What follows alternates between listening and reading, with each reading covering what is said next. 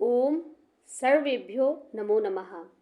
अस्यां संस्कृतकक्षायां सर्वेषां संस्कृतसाधकानां स्वागतम् अस्ति। अद्य एकादशीकक्षायाः संस्कृतविषयस्य प्रथमः पाठः कुशलप्रशासनम् इति पाठयामि। यह पाठ कहाँ से लिया गया है, आइए हम इसके बारे में सबसे प्रथम यह पढ़ेंगे। प्रस्तुत अंश वाल्मीकि रामायण के अयोध्या कांड के 100वें सर्ग से संकलित है।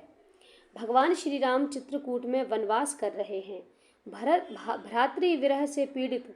भ्रातृविरह का मतलब क्या होता है? भ्रातृविरह का मतलब होता है भाई से दूर रह करके जो दुख उत्पन्न होता है उसे भ्रातृविरह कहते हैं। भ्रातृविरह से पीड़ित भरत श्री राम से मिलने आए हैं। अर्थात भगवान श्री राम 14 वर्ष के वनवास में इस समय वे चित्रकूट में रह रहे हैं अपने अनुज भाई लक्ष्मण और पत्नी सीता के साथ। तो यहाँ एकादश वर्ष उन्होंने यहाँ पर व्यतीत किए हैं और उसी के बीच में भरत जी अपने भाई राम से मिलने के लिए आए हैं। श्री राम भरत से मिलने के उपरांत उनसे कुशल प्रश्न पूछते हैं। इस प्रकरण में भरत राम से राज्य व्यवस्था संचालन संबंधी ऐसे अनेक प्रश्न करते हैं जिनसे राजनीति विज्ञान पर महत्वपूर्ण प्रकाश पड़ता है। यह पाठ्यांश प्रशासनिक व्यवस्था की दृष्टि से अत्यंत महत्वपूर्ण है। इन्हीं बिंदुओं पर प्रस्तुत पाठ्यांश में विशद विवेचन किया गया है। यहाँ पर देखिए भाई भाइयों का प्रेम। भरत जी 14 वर्ष तक वे उस पद पर नहीं बैठे, वो जो राजा की जो गद्दी थी उस पर नहीं बैठे। उन्होंने अब यहाँ से अपने भाई के चरण पादुका लेकर के आएंगे और उसी को वो वहाँ पर बिठा देंगे, राजगद्दी पर बिठा देंगे। तो देखिए ये भरत जी का प्रेम है भाई के प्रति और होना भी चाहिए। भाई के प्रति भाई का प्रेम अगर हो तो श्री राम और भरत जैसा। तो चलिए हम श्लोकों के माध्यम से इस पाठ को पढ़ेंगे। ये पद्यांशात्मक पाठ है। प्रथमः श्लोकः। इन श्लोकों को हम कुछ लय के साथ पढ़ सकते हैं तो बहुत अच्छा लगेगा। तो देखिए, जटिलं चीरवसनं प्राञ्जलिं पतितं भुवि ददर्श रामो दुर्दर्शं युगान्ते भास्करं यथा।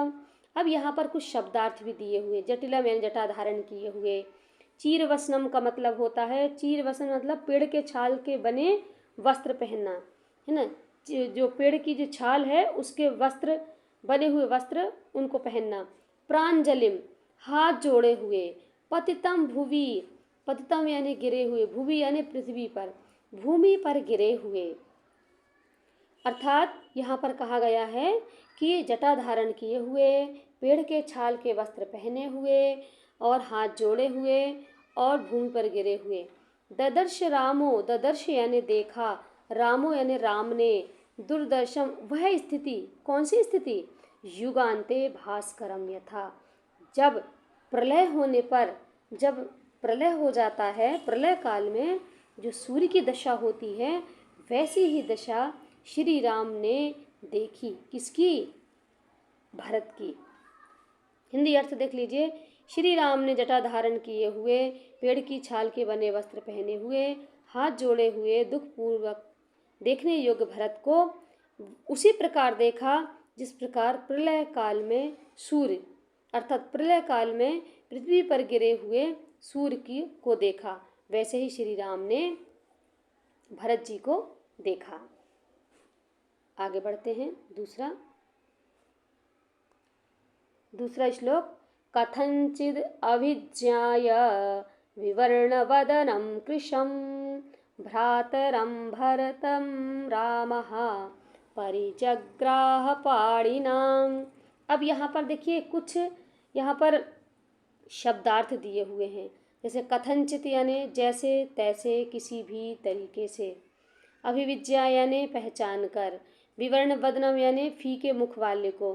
कृशम यानी दुर्बल। यहाँ सारे मैंने हिंदी अर्थ दिए हुए हैं, आप इनको यहाँ पर देखिए और फिर इसका हम अर्थ लगाएंगे।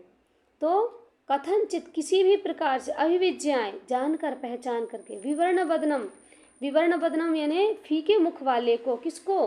भरत जी को, भ्रातरम भरतम रामः, भ्रातरम भरतम रामः, ऐसे भाई भरत को राम ने परिजग्राह पाणिना, परिजग्राह यानी पकड़ लिया, और किससे? पाणिना, पाणिना यानी हाथ से पकड़ लिया। देखिए यहाँ पर भगवान श्री राम ने भरत जी को उठाया। भरत जी गिरे हुए थे, अपने भाई के चरणों में साष्टांग प्रणाम की स्थिति में थे, तब भगवान श्री राम ने भरत जी को उठाया। चलिए अब आगे देखते हैं। तृतीयः श्लोकः। आघ्राय रामस्तं मूर्ध्नि परिष्वज्य च राघवम् अंके भरतमारोप्य पर्यपृच्छत सादरम। ये श्लोक, इसमें कुछ शब्द दिए हैं। आघ्रा, आ धन घ्रा धन ल्यप यानी सूंघ कर। यहाँ घ्रा एक धातु है यानी सूंघना, और ल्यप का या बचता है तो आघ्राय हो जाएगा, क्योंकि जब हम इसको बनाएंगे आ घ्रा धन ल्यप, तो ल्यप का लशक को तद्धिति से ला का लोप हो जाएगा, और यहाँ पर जो पकार है, हलंतांत है, इसका भी लोप हो जाएगा, तो केवल या बचेगा। तो यहाँ पर आघ्राय यानी सूंघ कर, या हम ऐसा कहेंगे कि जैसे बड़े छोटे का माथा नहीं चूमते हैं, उस प्रकार से।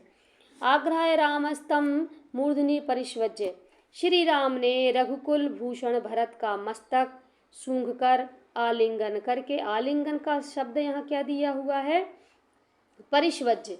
ये जो परिष्वज्य शब्द दिया है इसका मतलब है आलिंगन करके, गले लगा करके, तथा उन्हें गोद में बिठा करके। अंके, अंके यानी गोद में। किसको? राघवम यानी राघव को।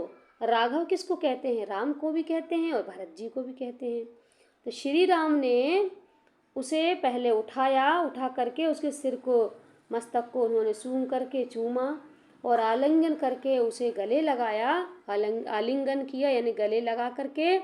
और अंके भरतम आरोप्य, और अंक में, गोद में उसे बिठा करके, और पर्यपृच्छत सादरम, और आदर पूर्वक, बड़े आदर के साथ उससे पूछा। देखिए यहाँ एक अच्छे व्यक्ति की, मर्यादा पुरुषोत्तम श्री राम, यानी उनका जो पूछने का तरीका देखिए, किस तरह से उन्होंने अपने भाई के साथ आदर पूर्वक पूछा। चतुर्थः श्लोकः। कच्चिदात्म समाः शूराः श्रुतवन्तो जितेन्द्रियाः कुलीनाश्चेङ्गित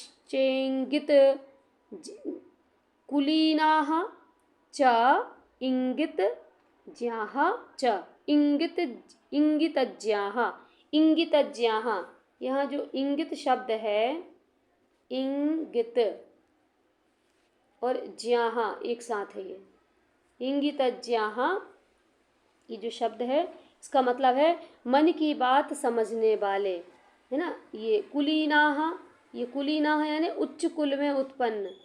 और यहाँ पर जो शब्द दिया है, क्योंकि इसकी संधि है, कुलीनाः च इंगितज्ञाः च, यानी ये कौन सा, अगर हम इसको समास भी कहेंगे तो ये द्वंद्व समास होगा, है ना। कुलीनाः च हो गया, और इंगितज्ञाः च, कुलीन इंगितज्ञाश्च ऐसा भी कह सकते हैं। कृतास्ते, कृताः प्लस ते, कृताः किया गया, ते यानी वे, तत् मंत्रिणः, तत् मंत्रिणः, मंत्रिणः यानी मंत्री, वे मंत्री। मतलब क्या कहा गया कि हे तात पूज्य, हे पूज्य, क्या तुमने अपने ही समान, अपने ही आत्म समाह, यह जो शब्द आया ना आत्म समाह, क्या आपने आपके ही जैसे, अपने ही समान, शूराह शूरवीर, श्रुतवंतो यानी शास्त्रों के ज्ञाता, जितेंद्रियाह और जितेंद्रिय, जो जिसने इंद्रियों को जीत लिया है वो जितेंद्रिय, जितेंद्रिय। कुलीन तथा, कुलीनाः च, कुलीन तथा इंगितज्ञाः च, बाह्य भावों से ही मन की बात समझने वाले, बाह्य भावों से ही, कोई ना कहे इसके पहले ही उसके बाहरी जो अभिनय हैं, जो उसके संकेत हैं, उनको देख करके उसके मन की बात समझने वाले। क्या आपने ऐसे मंत्री नियुक्त किए हैं, कृताहते किए हैं क्या? हे तात, ये तात यानी भरत को कहा है, संबोधित किया है। हे तात, क्या आपने अपने स्वयं के समान शूरवीर, शास्त्रों के ज्ञाता, जितेंद्रिय, उच्च कुल वाले तथा बाहरी भावों से मन की बात जानने वाले, क्या आपने ऐसे मंत्रियों को नियुक्त किया है? ऐसा श्री राम भरत जी से कह रहे हैं। अगला श्लोक देखेंगे हम। मंत्रो विजय मूलम ही राज्यां भवति राघव, सुसंवृतो मंत्रिधुरैः अमात्यैः शास्त्रकोविदैः। यहाँ पर थोड़ा सा हम संधि विच्छेद भी करते जाएंगे। मंत्रो मतलब मंत्र, मंत्र यानी मंत्रणा करना या सलाह। विजय मूलम, विजय का मूल क्या है? जब कभी किसी राजा को या किसी को विजय प्राप्त होती है तो उसके पीछे उसका मूल क्या होता है, का मूल कार्य क्या होता है? मंत्रणा, सलाह। यदि आपने किसी कार्य को आरंभ करने से पहले सही सलाह की है, सही प्रकार से उसके बारे में समझा है, तो आपको अवश्य ही विजय मिलेगी। राज्याम भवति राघव, राज्याम, राज्याम मतलब यहाँ पर क्या? राजाओं की, राजाओं की विजय का हे राघव, राजाओं की विजय का मूल जो कारण होता है वो होता है मंत्रः, सलाह, मंत्रणा होती है। सुसंवृतो मंत्रिधुरैः अमात्यैः, यहाँ पर अगर हम संधि करेंगे तो मंत्री धुरैः, यहाँ पर संधि हो जाएगी मंत्रिधुरैः, और प्लस यहाँ पर हो जाएगी अमात्यैः, अमात्यैः। यहाँ दो संधि, दो शब्द हैं यहाँ पर, मंत्रिधुरैः और अमात्यैः, मतलब श्रेष्ठ मंत्री, और अमात्यैः यानी मंत्रियों के द्वारा। शास्त्र कोविदैः, शास्त्र कोविदैः यानी शास्त्रों में निपुण। अर्थात उन्होंने ये कहा है कि हे रघुनंदन, अच्छी मंत्रणा ही राजाओं की विजय का मूल कारण होता है। ये कहना चाह रहे हैं वो। क्या कह रहे हैं कि हे रघुनंदन, अच्छी मंत्रणा, अच्छी सलाह ही राजाओं की विजय का मूल कारण है। और वह भी तभी सफल होती है, वह भी तभी सफल होती है जब नीति शास्त्र निपुण मंत्री शिरोमणि अमात्य उसे पूर्णतया गुप्त रखें। यदि मंत्री किसी भी मंत्रणा को गुप्त रखते हैं तभी वह राजा के विजय का कारण बनता है, अन्यथा बात फैल जाती है और राजा को कभी विजय प्राप्त नहीं होती है। तो हमने 5वां श्लोक यहाँ पर पढ़ा। आइए 6वां श्लोक पढ़ेंगे। कच्चिन्निद्रावशं नैषी कच्चित् काले अवबुध्यसे, कच्चिच्चा अपररात्रेषु चिन्तयस्यर्थ नैपुणम्। यहाँ क्या कहा गया है कि हे भरत, कच्चित यानी क्या तुम, नैषी, यहाँ पर जो शब्द दिए इनके मैंने बहुत सारे यहाँ देखिए शब्दार्थ भी हमने यहाँ पर लिखे हैं, इनको आप देख के समझ सकते हैं। नैषी, ना धन एषी, नहीं हो जाते। क्या नहीं हो जाते? क्या तुम असमय में ही निद्रा के वशीभूत तो नहीं हो जाते हो? कच्चित निद्रा वशम नैषी, क्या आप हे भरत, क्या तुम असमय में ही, जब सोने का समय नहीं है इसके पहले ही, क्या तुम निद्रा में चले जाते हो? क्या तुम निद्रा के वशीभूत हो जाते हो? ना, कच्चित काले अवबुद्ध्य से, क्या तुम समय पर जाग जाते हो? अवबुद्ध्य से, क्या तुम समय पर जाग जाते हो? और कहा कच्चित च अपररात्रेषु, कच्चित च, क्या तुम अपररात्रेषु, रात्रि के अंतिम प्रहरों में, चिंतयस्यर्थ नैपुणम्, क्या तुम रात्रि के अंतिम प्रहर में अर्थ सिद्धि के विषय में सोचते हो, विचार करते हो कि अब मुझे क्या करना चाहिए? क्योंकि कोई भी राजा जब हमारे अपने देश के लिए, अपनी जनता के लिए सोचता है तो उसे नित्य कर्म के अनुसार उसे अपने अनुशासन में रहना पड़ेगा, समय पर सोना पड़ेगा, समय पर उठना पड़ेगा, समय पर मंत्रणा करनी पड़ेगी। इस प्रकार एक अच्छे राजा की यही विशेषता होती है। चलिए सातवां श्लोक पढ़ेंगे। यहाँ पर हम पढ़ते हैं कि कच्चिन् मन्त्रयसेनैकः कच्चिन्न बहुभिः कच्चित्ते मंत्रितो मंत्रो राष्ट्रं न परिधावति। यहाँ पर कहा गया है कि तुम किसी गूढ़ विषय पर अकेले ही तो विचार नहीं करते, अथवा बहुत लोगों के साथ बैठकर तो मंत्रणा नहीं करते। मतलब क्या तुम अधिक लोग, बहुत ज़्यादा संख्या में लोगों को बुलाकर मंत्रणा करते हो, या केवल एक ही व्यक्ति के द्वारा करते हो। यानी एक भी सही नहीं है और अनेक भी सही नहीं है। मतलब एक टीम में काम करना होता है, एक टीम में कुछ लोग होते, ना अधिक ना कम, तभी एक राजा की मंत्रणा सफल होती है और उसी प्रकार उसका कार्य संपन्न होता है। तो मंत्र ऐसे यानी मंत्रणा करते हो, नहीं कहा यानी अकेले, ना एक कहा यानी अकेले, बहुभी सह बहुत से लोगों के साथ तो नहीं करते हो, नहीं तो आपकी बात फैल जाती है, तो परिधावती यानी फैल जाती है। तो कहा कि तुम किसी गूढ़ विषय पर अकेले ही तो विचार नहीं करते, अथवा बहुत लोगों के साथ बैठकर तो मंत्रणा नहीं करते। कहीं ऐसा तो नहीं होता कि तुम्हारी निश्चित गुप्त मंत्रणा शत्रु के राज तक फैल गई हो, ऐसा तो नहीं करते।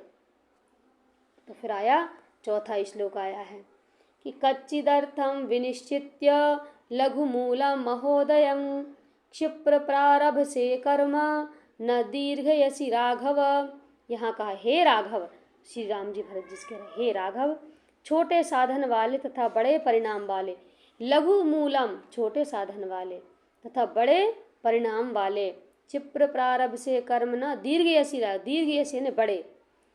क्या कहा हे राघव, छोटे साधन वाले तथा बड़े परिणाम वाले कार्य का निश्चय करके तुम उसे शीघ्र आरंभ कर देते हो ना, उसमें तुम विलंब तो नहीं करते हो।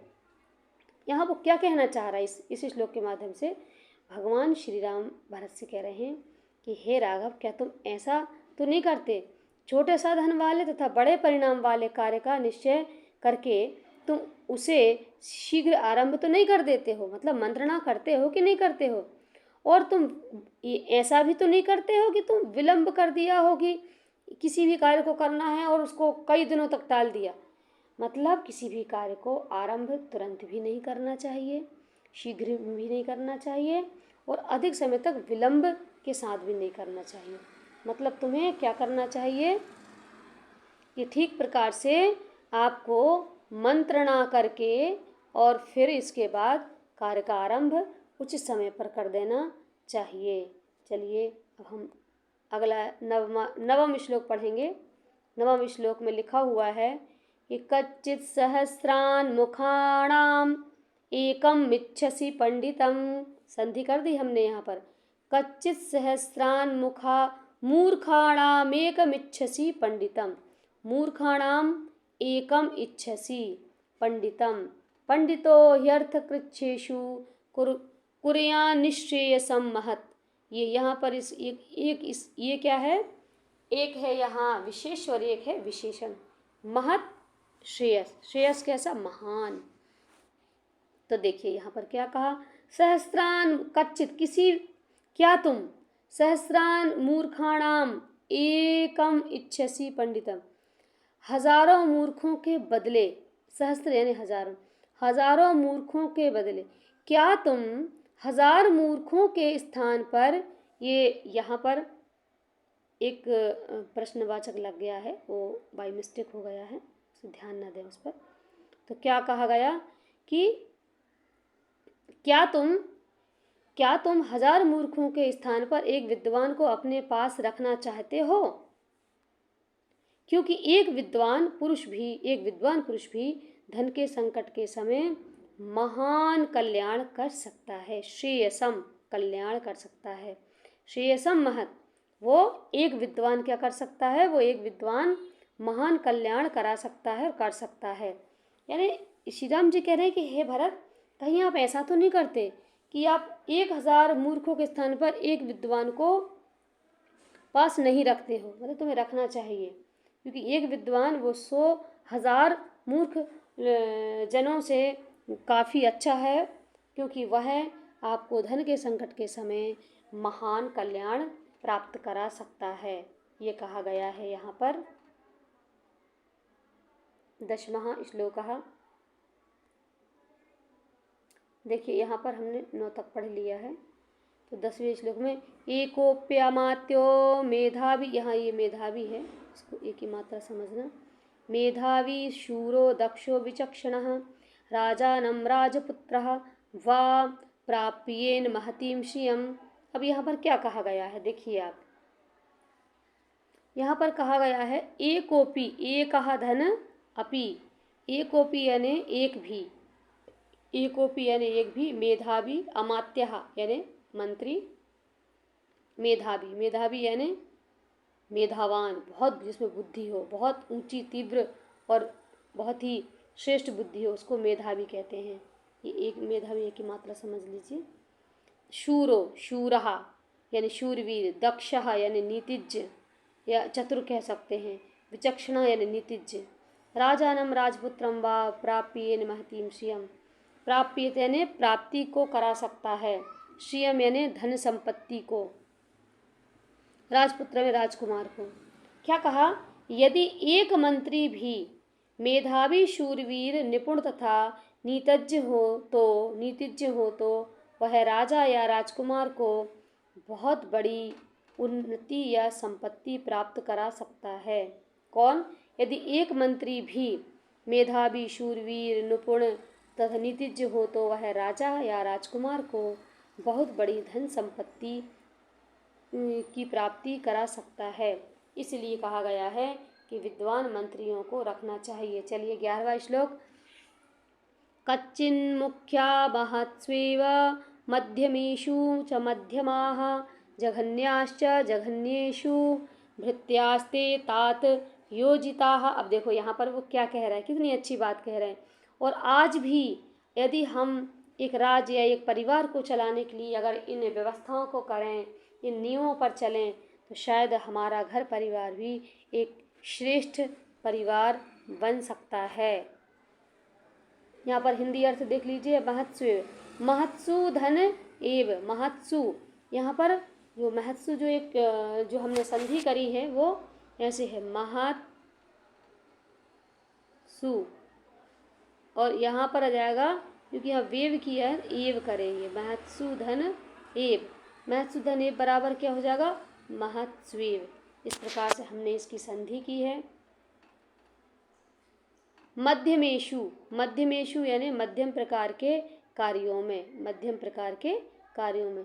जघन्याश्च, जघन्य कहते नीच प्रकार के, नीच प्रकार के तो नहीं कह सकते, लेकिन हम ये कह सकते हैं जो लो कैटेगरी के लोग हैं, जो थोड़ा ज़्यादा बुद्धि का काम नहीं कर सकते, उनको हम नीच तो नहीं कह सकते, है ना।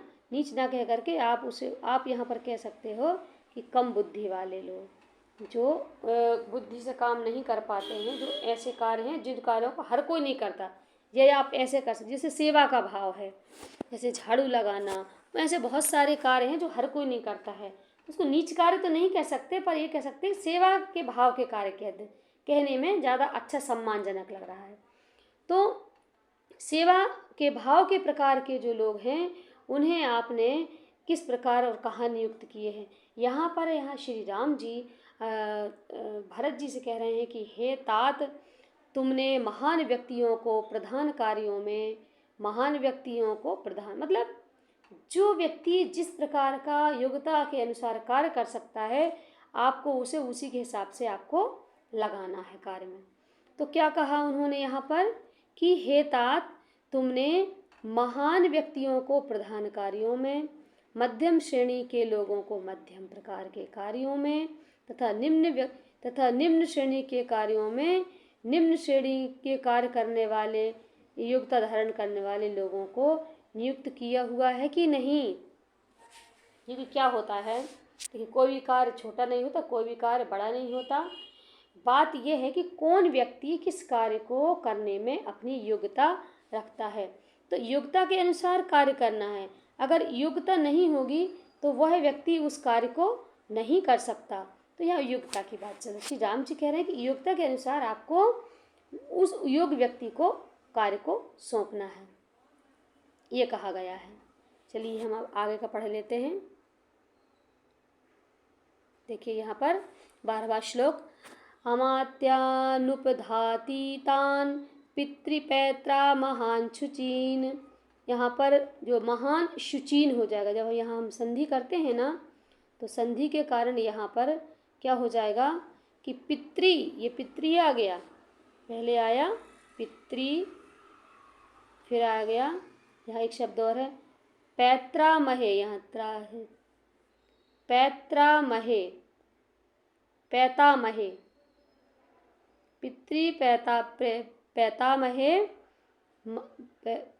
पितृ पैता महान, महान पैता महान आएगा यहाँ शब्द, पितृ पैता महान च और शुचीन।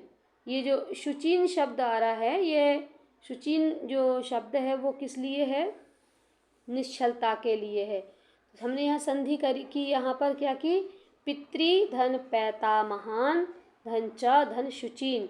अब जब इसको हमने एक साथ बनाया है तो ये जो न, नकार, चकार और शकार, ठीक है, तो यहाँ पर क्योंकि ये यहाँ पर च है, च होने के कारण श छ में बदल जाएगा, छत्वम संधि कह सकते हैं इसको, व्यंजन संधि का ही एक प्रकार है छत्वम। तो इस प्रकार से यहाँ पर हमने ये संधि भी करके देखी। इस शब्द की और भी शब्द हैं जिनकी संधियाँ आएंगी। श्रेष्ठान श्रेष्ठ, यहाँ इसकी भी अगर हम संधि करेंगे तो क्या आ जाएगा, श्रेष्ठान, श्रेष्ठान, श्रेष्ठान, श्रेष्ठेषु, फिर श्रा आ रहा है, श्रेष्ठेषु। अब जब संधि की हमने तो यहाँ नकार आ रहा है और यहाँ शकार, कौन शकार आ रहा है, ये वाला श आ रहा है, ये यानी कि तालव्य शकार। तो तालव्य शकार जब यहाँ आ रहा है और यहाँ पर नकार आ रहा है जो कि तावर्ग का पंचम वर्ण है, इसीलिए नकार का शा की वजह से ये नकार है वो यकार हो जाएगा। क्या हो जाएगा, यकार हो जाएगा। किसकी वजह से, शा की वजह से।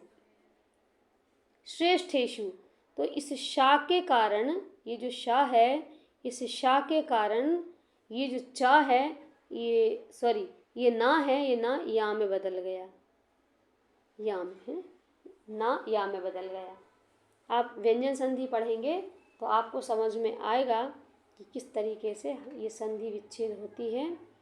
कि यदि परभाग में शकार आ रहा है, ठीक है, परभाग में यदि शकार आ रहा है और इसके पहले नकार है, तो क्योंकि एक सूत्र है इसमें, पाणिनि जी ने एक सूत्र दिया है कि इचु यशानाम तालव्यः, इचु यशानाम, ई चू च छ ज झ या, तो लेकिन यहाँ तो ना है पंचम वर्ण, तो ये क्या हो जाएगा, चा का पंचम वर्ण या आ जाएगा, चा का पंचम वर्ण या आएगा यहाँ पर, या हो गया। जब ये या हुआ तो ये श को भी हम छा में बदल देंगे तो छुचीन हो जाएगा, ठीक है। ऐसे यहाँ पर भी हुआ है, श्रेष्ठान, श्रेष्ठान श्रेष्ठेषु, है ना, यहाँ पर भी वही हुआ है कि शा छा, यदि ना या में बदल गया है ना किस में बदला, या में, तो शा किस में परिवर्तित हो गया, छा में। इस प्रकार से ये बन जाता है। तो देखिए यहाँ पर क्या कहा, भगवान राम उनके अनुज भरत जी से कह रहे हैं कि क्या तुम उन्हीं अमात्यों को उत्तम कार्यों में नियुक्त करते हो जो घूस न लेते हो, पिता दादा आदि के समय से कार्य करते आ रहे हो। क्या तुमने उन्हीं के वंश से मंत्रियों को नियुक्त किया है तथा जो पूर्ण पवित्र तथा श्रेष्ठ हो।